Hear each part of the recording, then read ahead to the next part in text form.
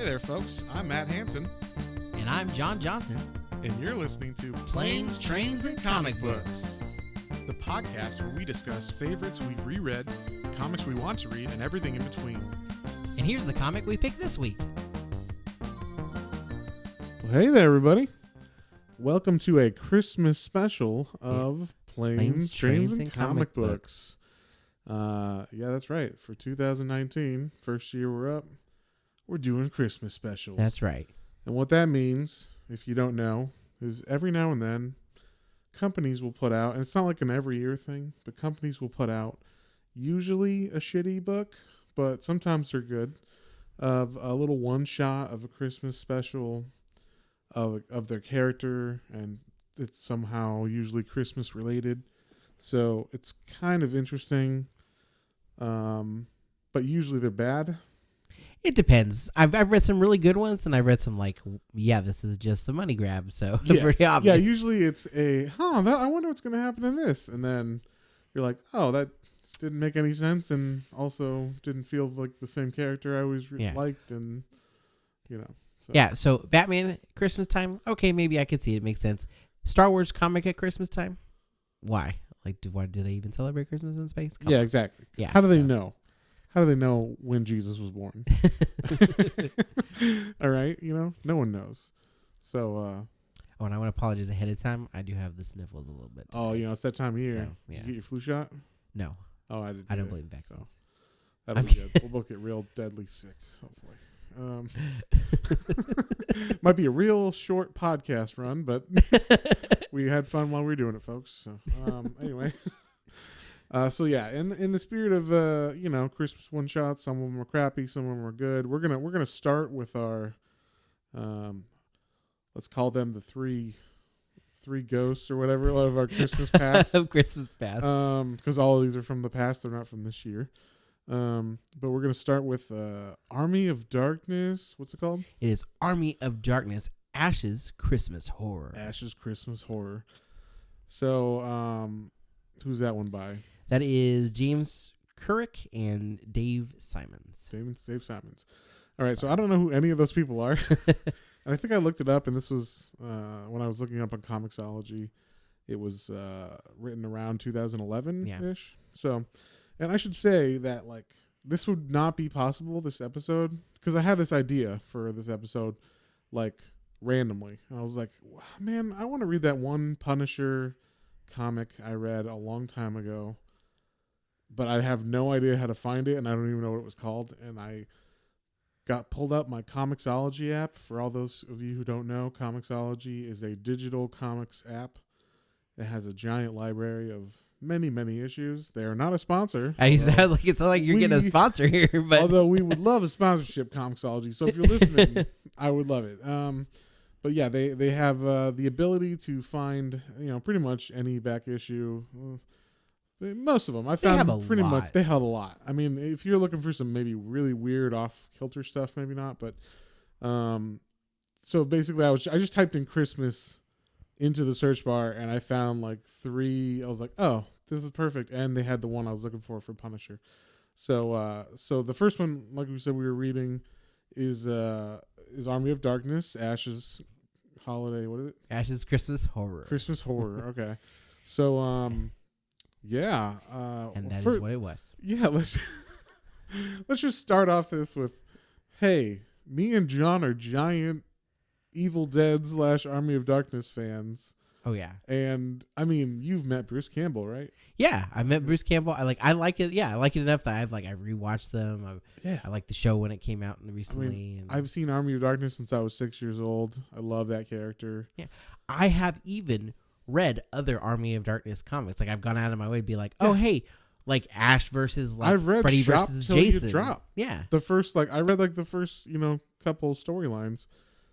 And I enjoyed most of them. Yeah, so, I felt like Bruce Campbell coming off the page or whatever. Yeah, and the art was good and everything. Yeah, it wasn't bad. So this was not that at all. The art changed page for page. Sometimes it was oh, that kind of looks like Ash, and then other times it didn't look like him at all.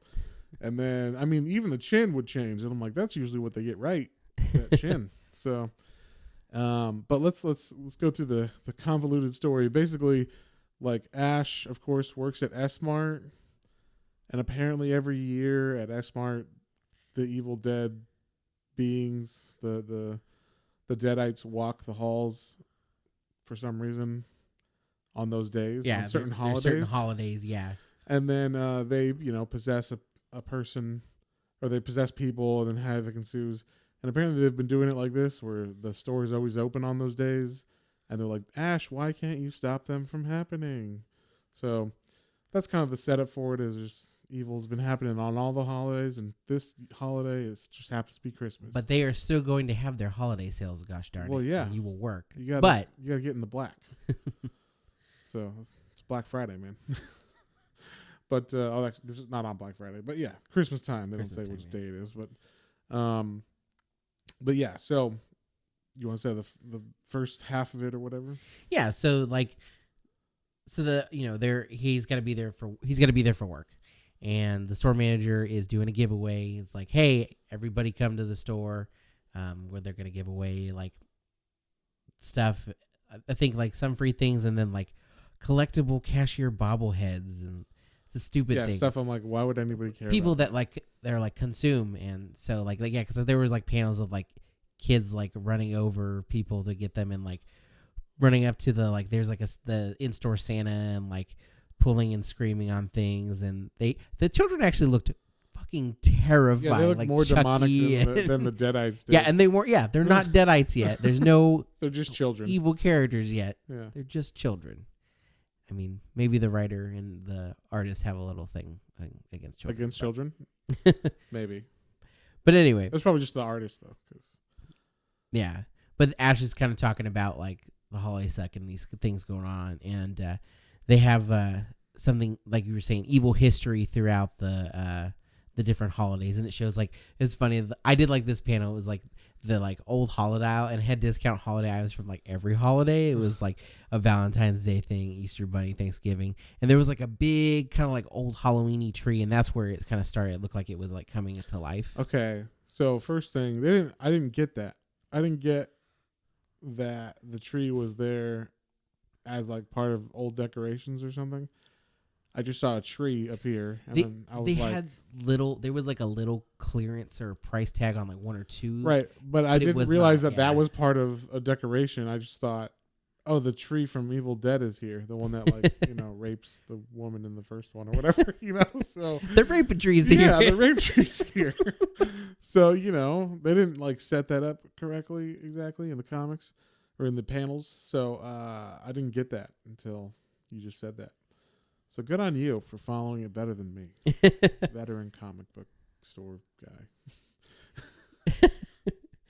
Sure. So the kids are staring up at Santa, and Santa kind of looks like creepy and evil. And that's when like there's a girl that works at the store. She's an elf in this? But she's And I mean I get the like we're trying to be. They're trying to like have their cake and eat it too. Where they're like they make her wear a short dress, like a little elf costume that's like revealing on top a little bit and is super short, so that you see her underwear or her butt. But then they're also like showing her underwear and her butt as much as possible, which was weird to me. Yeah, because it wasn't like overly sexualized. It was kind of awkward. Right, yeah. Look, well, it was over. Like it wasn't like everybody could see her from below or whatever. Yeah, which was what I think they were trying to imply, is that it's so short you can see her underwear and everything. But then every time they got a chance, they would show her underwear or whatever. But she's only in it for like that 2 pages or whatever, so it's not really. Yeah. So anyway, she's like doing this long speech to like introduce Santa, and then things start going crazy, and like the Deadites start to possess things. They possess like other little evil elf things there and presents, and like they start coming to life. And so everybody starts running and freaking out, and the store manager's like, "No, we still need a sale. We need to do something." Yeah, and they're like, "Ash, we need help or whatever." And then so Ash comes with, and this was weird to me too. He's got his metal hand. This is after Army of Darkness. Yeah, and he's breaks the glass of the gun compartment like he normally does. So he doesn't get a shotgun. He gets 2 handguns, which I was like, he never does that. Yeah. He stops to get his Elvis sunglasses though. Yeah. But even with that, I was kind of like, I don't, just do the comic. We know the character. He doesn't need all that stuff on him. And just everything about it just didn't feel like the way that he was written just didn't feel quite Ash correct or whatever. Like it just didn't feel like the character. But anyway, he fights the Santa. Yeah, and he saves her from the Santa because the Santa, like his chair becomes possessed too. He was like, "You're on my naughty list now, and my chair's going to eat you." Yeah. And so he saves her and steals a kiss from her, and yeah, when you say steals a kiss, he literally just kisses her. Yeah, and he's her manager too, so he's gonna get Me Too real quick. So, but yeah, and that's pretty much like that night, and then like. He saves everybody, right? All the Deadites are gone for that night. Yeah, he says your holly jolly ass just got canned, and Santa delivers nothing but like the best this year or something. I don't know. It was yeah, nothing made sense as far as like what he was didn't saying. Feel like Ash lines either. Yeah, no. I mean, and if they were like directly from the original movie script, to which I was like, that was like 20 years ago, guys. You don't have to say boomstick or, Yeah, that was the only time when it was those. Yeah, so yeah, then but while he's fighting Santa, it was right before he beats him. He does Santa. That was weird. Santa like ripped off his shirt. And yeah, it was like a creepy like it elf was like creature in his chest. What's it called? It was like Total Recall. Yeah. What's his name? Quoto or what? Quote, yeah. Whatever the name of the freedom fighter is in what's that Arnold Schwarzenegger movie I just said? Total Recall. Total Recall, yeah. Sorry, folks. It's a little late. I'm tired. But yes. So like, yeah, he opens his shirt. There's like this other being in his chest, and he shoots that dude in the head and blows him up. And that's pretty much it for that Santa. Yeah. And so he's fighting that, and it looks like it's gonna be over. But there is like there's evil reindeer that come in and like. Oh, that's actually what. Yeah, the reindeer stab him, and then somehow that makes them all go away. I don't know exactly how, because like in the movies, they don't go away. Like even if they're chopped up or whatever, they're still like alive and messed up, and then the darkness can make them come back to life even with that, and like stitch them together. So. In this, they conveniently go away. The holiday's over, and then like the manager's talking to Ash, and he's like, "How can we keep having these things? We gotta make our sales quotas." And Ash is like, "Well, you just can't open up on these days." So basically, this was like a political comic about not having your workers work on holidays because it's a bad time of year and bad things happen. I guess exactly. And so he gets the store for like 5 years. Right? So 5 years, something like that, to not have holidays. Yeah, exactly. Working. They have like new hours. They're closed on all the main ones, and they and they're also closed on like Friday the 13th and yeah, all the holidays that you would think, even Valentine's Day and stuff, and Easter or something. I don't know. Yeah, Easter, Halloween, June 6th at 6 p.m. Yeah, I don't know what that means. I don't remember what that one was. Like that was a reference that I guess we probably should know, being Evil Dead fans, but I don't. Probably not from Evil Dead. It's probably from something else. Yeah, and then so it's like it's a full. I don't think it's quite 5, but it's a couple years later, and there's been no incidents now, and Ash is, I think he's a manager now. Yeah, he's the manager of hardware. Hardwares. Hardwares. That's what it is. Yeah. Yeah, but then housewares. That's pardon me. Yeah, but then he's they're like, okay, well you have to play Santa this year, and he's like, you don't pay me enough to play Santa. I am not playing Santa. Yeah. I'm going home, I guess. Yeah, he doesn't get fired, but he doesn't quit or anything. He just is like, see ya. So he goes home, and this is where the comic got like.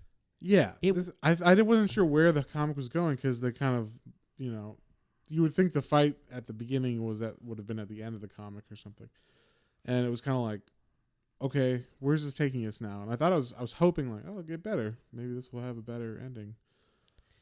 But it was weird. He went home and like just turned on the TV and was flipping through, and it was like classic looking scenes from like classic from like It's a Wonderful Life and Charlie Brown and things Yeah. of that nature. And yeah, so he's flipping TV and he's like, "There's nothing on. I'm gonna go to bed." And like he slams the door and there's like he looks up at the shelf and there's a Necronomicon on it and it's got like it's gagged and bound. yeah, it's a little Santa hat on it and it's gagged and he's like, "Well, luckily I didn't have to deal with your BS this year or whatever." And he puts it up, but then he slams the door and it like falls off the shelf and like it gags. Ungags itself, and then the book's like, haha, I'm gonna spin some evil tales, and like this green light comes out of the TV from the book, and then goes into his room, and then while he's sleeping, it like goes into his face orifices. Yeah, and then it was weird. It was like he gets visited, and it said there was like the evil was gonna be in his dreams. Yeah. So like you would think that means he's gonna have like big fucked up things happen in his dreams, but nothing really effed up happens. Like no, he gets visited by like 3 ghosts. Like he's gonna like a Christmas Carol, or whatever. But then like he has. And I thought they wasted a Charlie Brown joke. They didn't even do this Charlie Brown joke in Charlie Brown's universe, because they go to like the Charlie Brown Christmas. The adults sound like wah wah wah wah wah, and the kids were talking to him, and he was talking to the kids, and they understood him.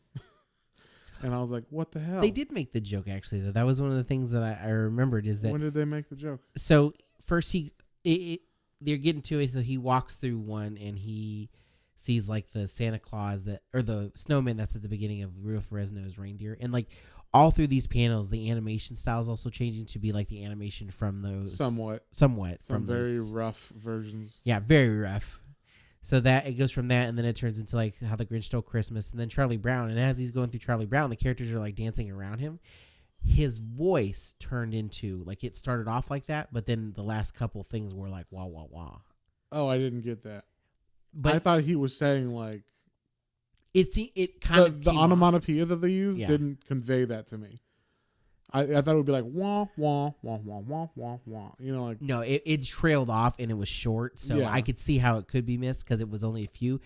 If I did it, I would have had a huge like frustration scene where he's trying to talk to these stupid fucking kids, and that's all he's saying. And all they can hear is wah wah wah wah wah wah wah, and we can understand them. They can't understand them because they're dumb kids. That would have been better, yeah. But yeah, and then was it like he does A Wonderful Life? Yeah, It's a Wonderful Life, and it's like, oh man, wouldn't it be like he sees something and it's like, oh, wouldn't it be great if he didn't have to be around? And but then it'd be like, oh no, but then kids would die because you wouldn't save them from the Deadites. He's seeing like all these Deadites. They never instituted his Christmas policy of no shopping late on Christmas holidays or whatever. So the Deadites never, or the Deadites can come out and kill people now. Every year, and he, it wouldn't be like that if it wasn't for him. And then it pretty much ends, right? Yeah, I mean, he wakes up and he's like, I'll change if I get out of this nightmare. So then he wakes up, he goes back to the store. He says, I'll be Santa, but it's gonna cost you weekends off. No more docking him for Deadite damages. He plays Santa and says, "Merry Christmas to all, and to all a dismembered Deadite." Like, that's it. Yeah. It ended very abruptly. It had no, like, real ending that was, like, satisfying. Or anything. Yeah, like, they had all that fight at the beginning, and then, like, the weird, like... And it wasn't even good. I wish they would have switched it up where he's, like, coming home from working the holidays, has that dream sequence. It's a little bit more fucked up and evil. Like, wouldn't it have been evil if, like, the little kids from Charlie Brown were, like, boiling, Snoopy alive or about to, know? Or, like... just stuff like that. Something that makes them evil because the book, made the TV stuff evil. So I don't know. And then he's like, I got to go to the store because he sees that in the dream. And then he goes there and they're, doing their thing. And then, or the Deadites are killing people. And then he saves them. And then, ta-da, ending, whatever. And he shows up in like a Santa suit or something.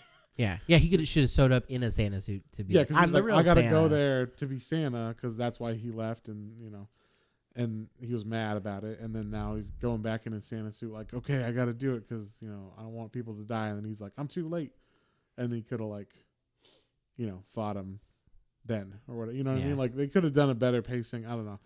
Anyway, like we said, this was a bad comic. We're spending too much time on this bad comic. But anyway, what would you give this one, John? I like a 3 or 4. I would give this like I would say 3. I'll stay at 3. I was like 3's even a little high for me, but I'll say 3 too. Just yeah, I don't want to like it wasn't unpleasant to read. It was just like why it could be so much better. Yeah, or so much more fun with other ones I've read for that Evil property Dead and Army of Darkness. I wouldn't say they're high art or anything, but like But you either like you're gonna get like at best a 5 or a 6 from that, from like the hey, we're having fun with this series or this character that we know from movies. But generally, I have fun reading them, and it's got the same voice. Like when he talked, I didn't hear Bruce Campbell's voice in my head because it didn't look like him, it didn't feel like him, it didn't have any of the same stuff. So, folks, if you see this one on the shelves in the back issue section or leave it in there. your Comixology, just leave it there. Maybe pick up Ash versus Evil Dead, shop till you drop or whatever.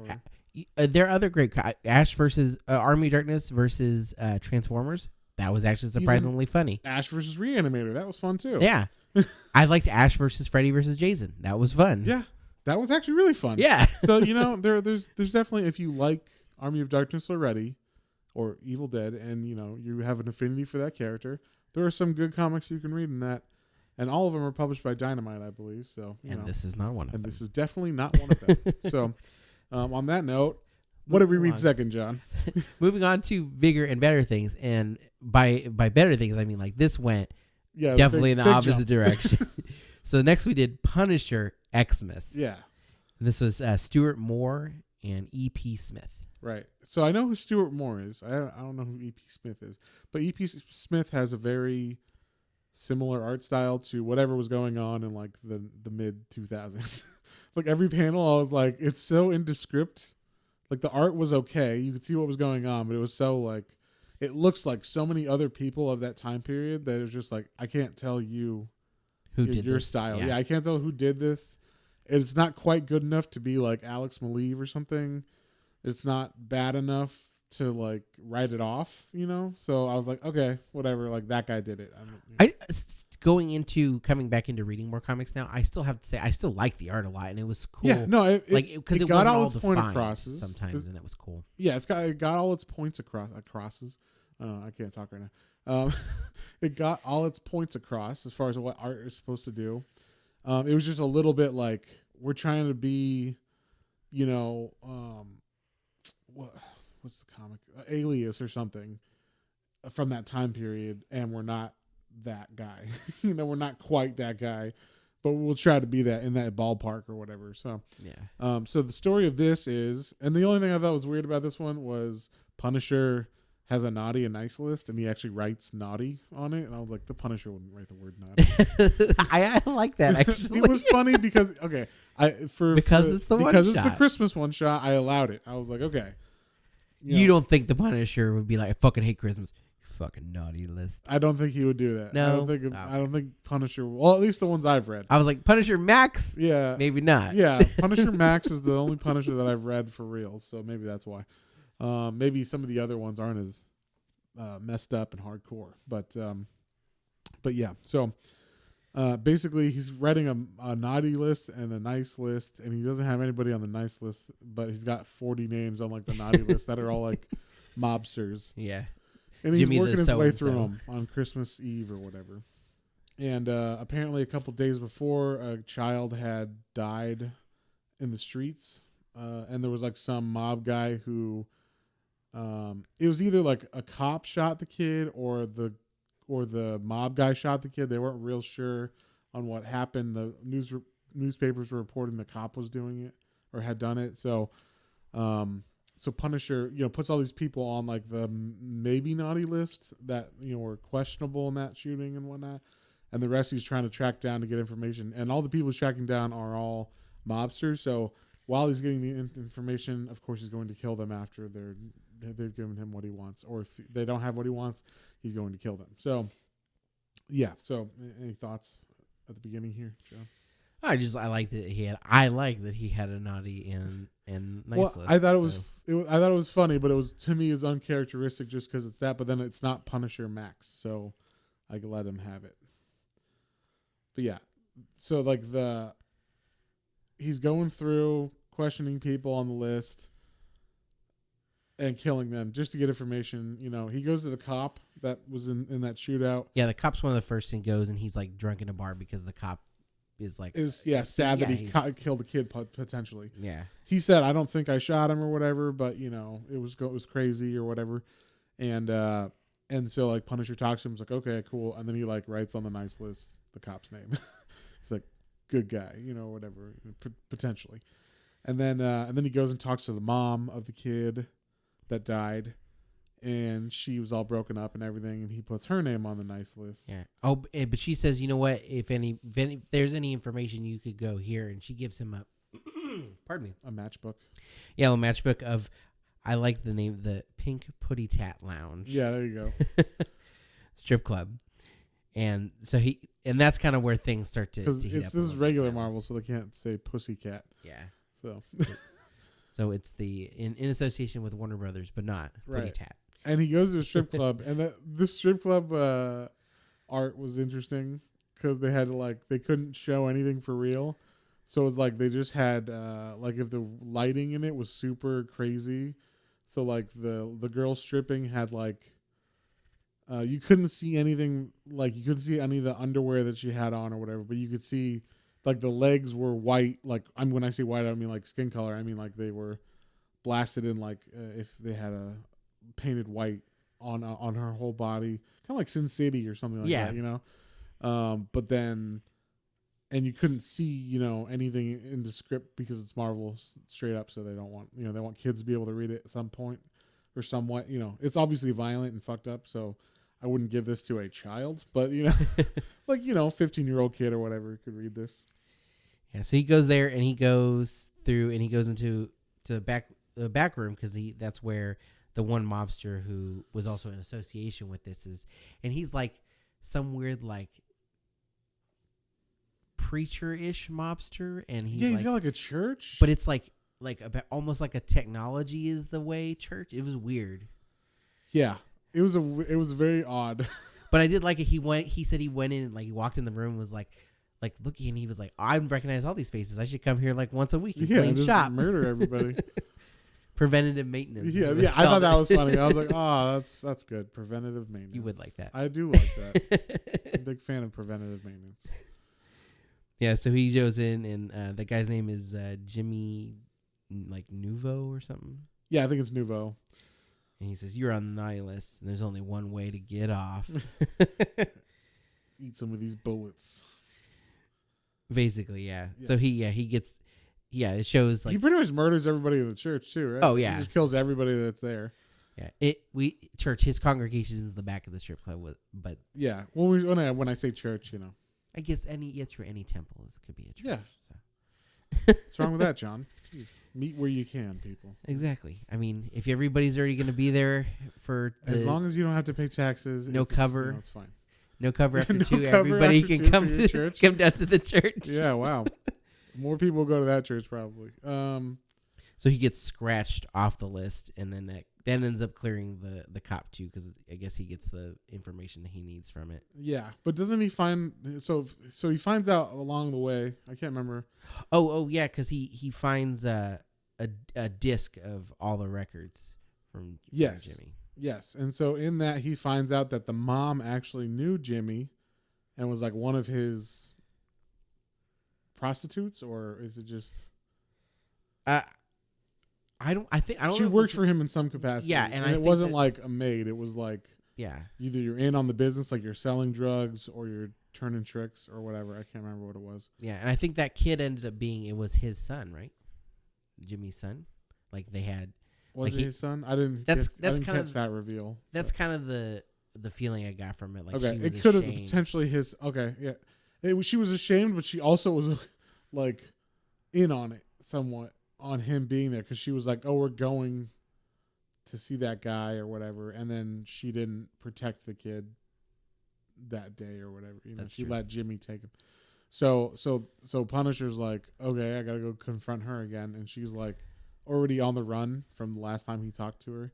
Like she's at a bus stop, and he's like, hey, what's going on? You know, like, guess what I found out? Like, you worked for that fucking guy, and you let that child die, and yeah, she, you know, he was like, it said like, you know, some.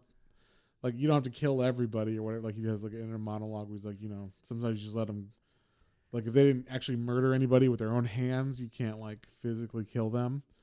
And then he's like, sometimes you don't need to use a bullet. And he just tells her, like, you're a piece of shit or whatever. Yeah. Like, he tells her how horrible she is. And then she, like, you know, he says, like, I knew what she was going to do before she did it. And she, like, runs into the path of a bus at the bus stop and, like, gets run over. She's just like sitting there, like dying in the snow, and he walks up and he's like, "Sometimes you do need a bullet," and he shoots her. He shoots her dead, like to put her out of her misery, but you know, also just to shoot her. I was like, Jesus Christ! So, yeah, what do you think of this one overall? Like, it was fun. You know, he drops a nice list on her, like, yeah, whatever, I'm done with this. So. Yeah, and I thought like this was a good Punisher story. Like, you could give this to someone. And they'd be like, whoa, this is like what the Punisher is. And that's not even Punisher Max. That's just regular Punisher. Yeah. And I remember reading that at the comic store because it came out about 2008 or 9. And it was like, I was like, oh, that's pretty badass, you know, Christmas story. And that's the one that spawned this whole idea for this special. So, yeah. I liked it I was like, John should read this. Merry Christmas, John. But yeah, so I like that one. What would you rate it?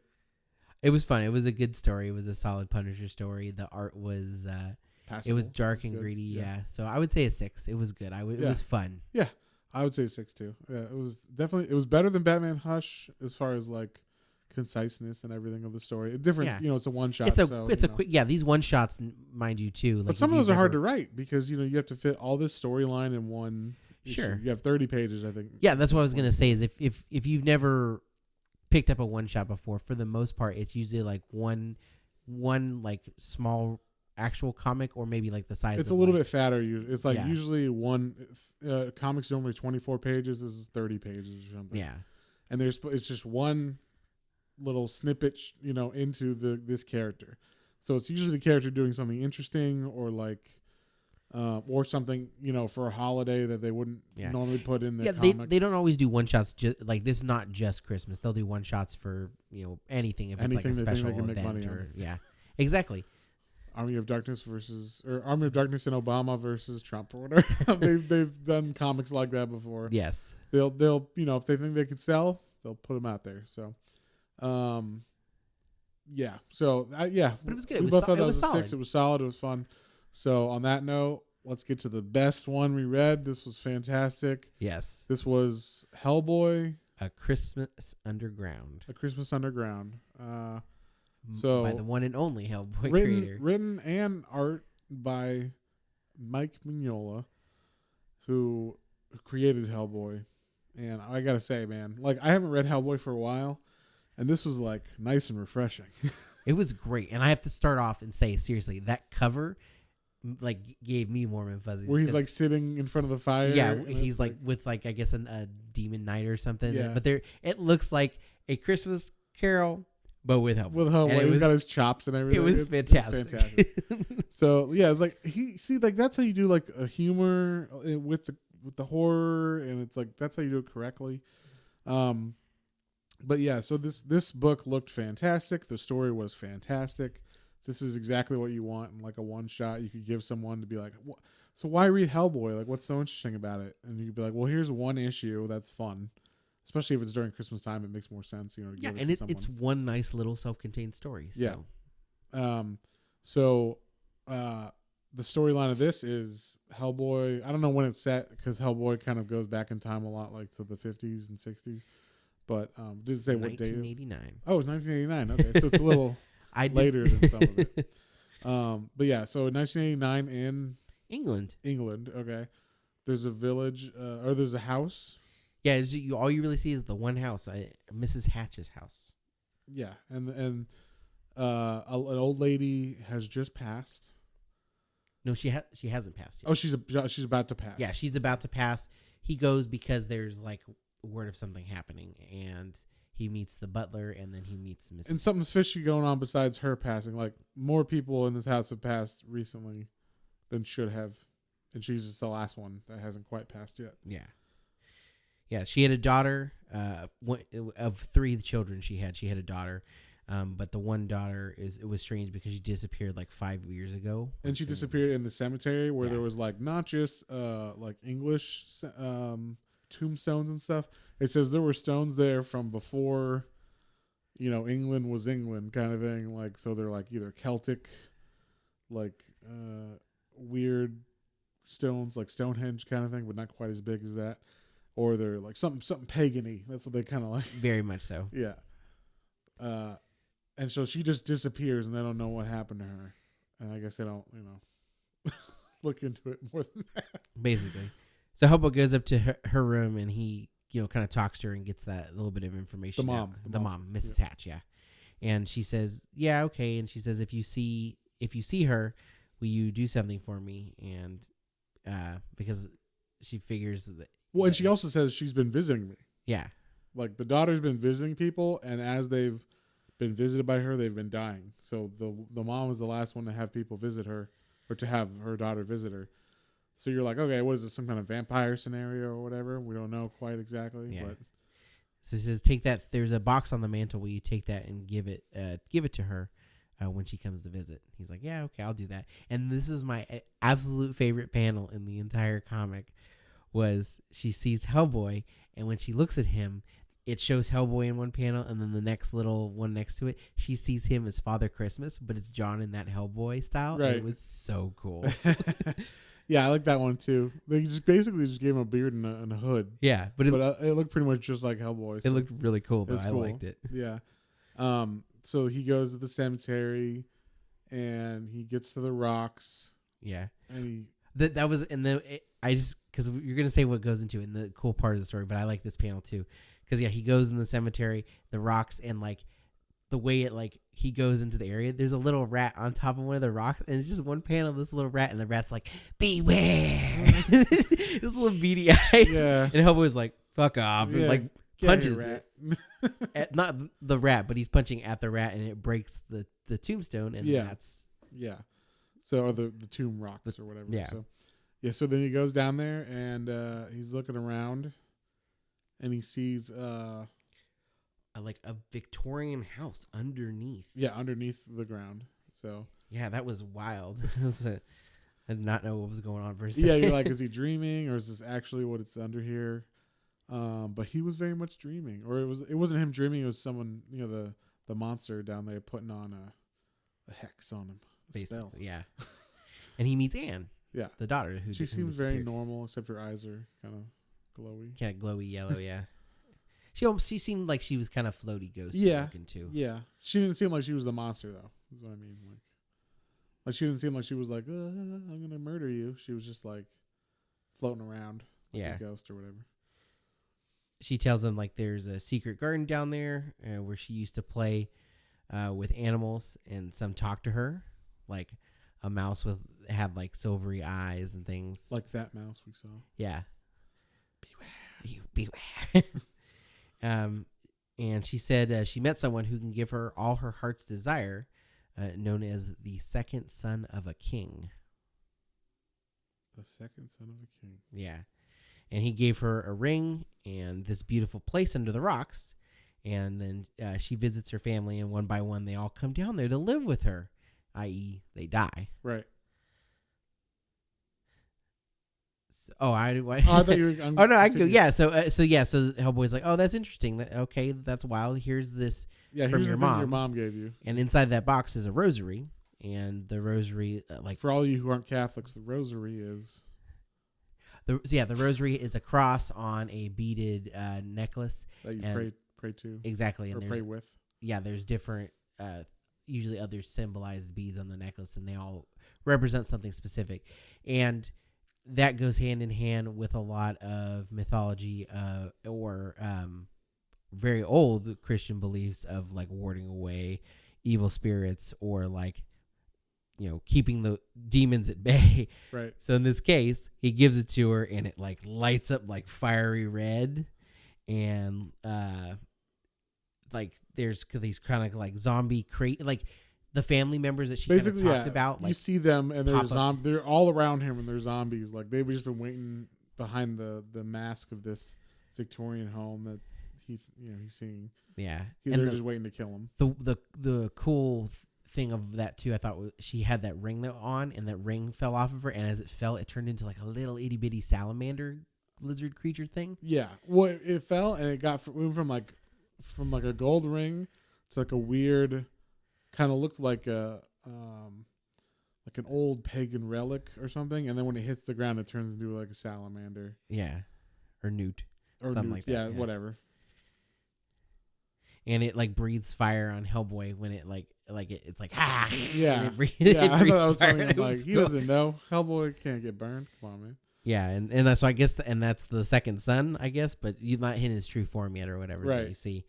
And then it like that's like right around that, and it turns into like a giant monster of some sort. Yeah, and he's got to fight it, and I love the banter. Like Hellboy's like, gotta get to work, or like like he just has like these funny lines in between him getting punched or him punching.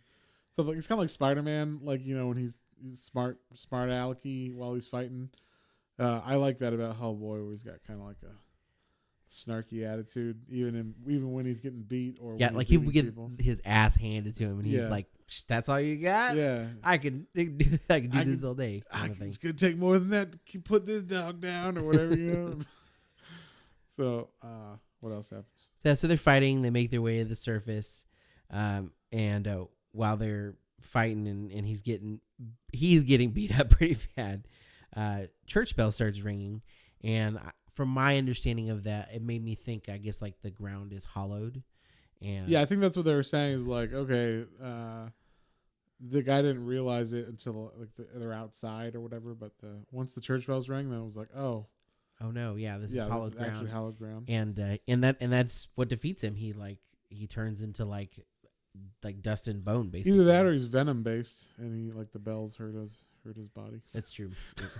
For all you Spider-Man fans, continuing there, if you know your Venom history, at least from, I don't know if that's in the comic. I assume it was, but it was in the TV show from the 90s. Was he fights Venom in like a bell tower? Yeah, that's almost panel for panel from one, because I remember I remember it dropping down from a bell tower onto him. You're gonna be mad at me, but I've never read the Venom storyline, and I've only seen the show. Well, now I know one that I'm gonna pick for us to read. Yeah, got excited there. Yeah, calm down, John. Okay. So that finishes up, and he's like, oh, okay, and he's kind of pulling himself back together. Yeah, because he basically had most of his clothes burned off too. Yeah. And he goes back to he's walking up to the mansion, or Mrs. Hatch's house, and but as he's going up there, he I'm sorry. While that's happening, Mrs. Hatch gets visited by Anne, and a fire starts and burns and starts burning it down, and like the little guy, the priest guy that was there, like comes running out, and he meets Hellboy as they're like going up the hill. Yeah, this is fun, because he's like, oh, what do we do? It's a fire. I don't know how to stop this. Like, she's gonna die. He's like, yeah, he's basically, yeah, she's already gonna die. Fire is good for the cleansing. Yeah, anyway. We need to cleanse his house because it's been with evil spirits or whatever. He's like, yeah, fire's good. Merry Christmas. Merry Christmas. It's our Yule log. Yeah. But yeah, so that's pretty much the end of it. Yeah. The art was so good in this. It was just, every panel was fucking perfect. And there was like that little funny stuff, like him as Santa or that little rat, Yeah. And the writing was perfect. Just, sweet, simple, not crazy, not trying to be, not overextending itself. Told the quick story of 1989 Hellboy, what was going on then. So, yeah, what would you give this one, John? I love this one. I would say is one of my favorite Christmas ones I've read in a while. So I would probably say a 9. To be honest. 9. Okay. I'll put this at an 8 just because, it's a simple story, but it's solid. So it's hard to rate these on compared to like a whole trade. I'm going on. But we're just going on. Yeah. On Christmas stories that I've read before. I have one or two that I love, but then this one was definitely up there. Like I would read it again. Yeah, I would too. In fact, if I saw this in a bin of back issues, I would totally buy it. I probably would it's too. fun. So yeah. I would frame it for that cover alone, man. For real, like that cover was so much. We got to find that art piece for you. Yeah, someone's got it. Someone's got that art piece. Maybe Mike himself has it. I've really always enjoyed his art style anyway, and it's cool because like. Well, you said you haven't read Hellboy before, right? No, I've read. I lied. I've read one like little BPRD Hellboy crossover event, and that was it. Okay. And then I've seen a lot. We're of the going art. to read like Seed of Destruction. In fact, we should do that like soon. But yeah, that's like where you really see like how good. Like if you think like this is the first thing he did, like as his own thing. I mean, because he did like art for X-Men and stuff in the 90s. He was just like an artist around town, kind of, or around the big companies. And you can tell, like when you look at it, like, oh, that's like early Mignola, But when you actually see, like, okay, I'm gonna do my own thing, guys, and it's this, it's crazy that people can just come up with something like that and hit it out of the park like right away. Like I think since the 1992 or 3 or whenever the first Hellboy came out, like since then there's been a Hellboy comic on the stands or some version of Hellboy like from that universe, like BPRD. They have Abe Sapien, they have Lobster Johnson, they have all that stuff, and they're not even all written by him now because there's so much stuff to keep track of, But like, I mean, I've read a good chunk of BPRD, and that's a fantastic book too. And like the art isn't Mignola, but it's similar enough so that you're like, oh, it's the same universe. And I don't know, he did a really good job of like keeping the quality throughout all the different series up, which doesn't always happen when people spin off of things. So yeah, I mean, I got to give it to Mike Mignola, but this specific one was like really solid, and I would hand this to anybody who was like, "What's Hellboy about?" I'm like, "Here you go, you get a little bit of everything." Here you go. Yeah, even if it wasn't the holidays, I'd be like, "This is a fun little Hellboy issue," because it didn't necessarily have to do with Christmas. It was just like Christmas time. Yeah. And then I'm doing the same thing I do in every issue. So. Yeah, but kicking monsters' butts or getting his ass handed to him from monsters, kicking butts and getting his butt kicked, and corpses and stuff, and rats that say beware. So, but yeah. So with that said, I think that's it. I think that is the end of our Festivus for the rest of us special. Festivus, Happy Kwanzaa, Happy Hanukkah, Merry Christmas, all of that stuff, and whatever everybody else celebrates. Thanks for listening. Thank you for listening. It's been fun, just putting these out and finally having a reason. I have a reason to tell my wife, look, I have to buy comics this week because we're doing the podcast. All right. It's a job now. Right? It's work. And you'll see one day, Melissa. All right. But yeah, this has been fun. And, I hope you guys stick with us next year because we got, lots more coming. Oh yeah. We a lot of stuff we're thinking about in the pipes, and if you like the special, we might do more because, like I said, there's other one shots for other holidays or Valentine's Day specials. So if you guys like this, we'll do more one shots like this. Yeah. So just let us know. All our social media. We love comments or, suggestions on everything. So we got Facebook, Instagram, Twitter. It's all out there. It's all linked. It's some version of Planes, Trains, and Comic Books, and it's on our. Check out our Facebook. Our links with this podcast and. Yeah, you'll be able to see them all. Yeah. So with that, I think that's it. That's it. Happy holidays, everybody. Thanks for listening. Happy holidays. Yep. Have a good one. Bye. Bye. Well, folks, hope you enjoyed that episode. If you did and you'd like to follow us on social media, our Facebook is Planes, Trains, and Comic Books, and our Instagram is @Planes, Trains, and Comic Books, all one word. And be sure to like, share, and subscribe for more recommendations to add to your weekly pull list. Thanks for listening, and we'll see you next time.